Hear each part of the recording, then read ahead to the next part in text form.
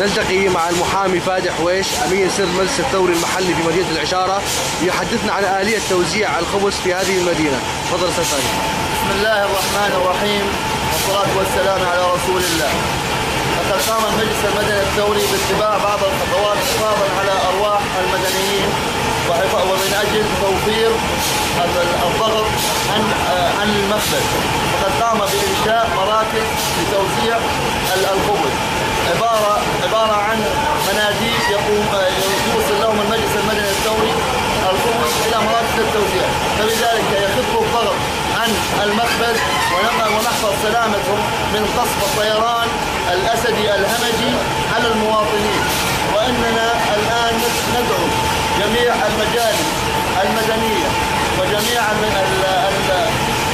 التنظيمات القائمة على تسيير أمور الناس باتباع هذه الخطوة من أجل الحفاظ على أرواح المدنيين، من أجل الحفاظ على أرواح المدنيين من القصف الهمجي الذي استهدف مخبزا في الجلبيشة ومخبزا في حداية، وقد ذهب جراء ذلك حدث ضحايا كبير جدا.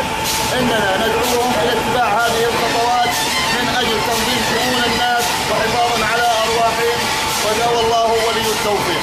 شكرا لك أستاذ فادي.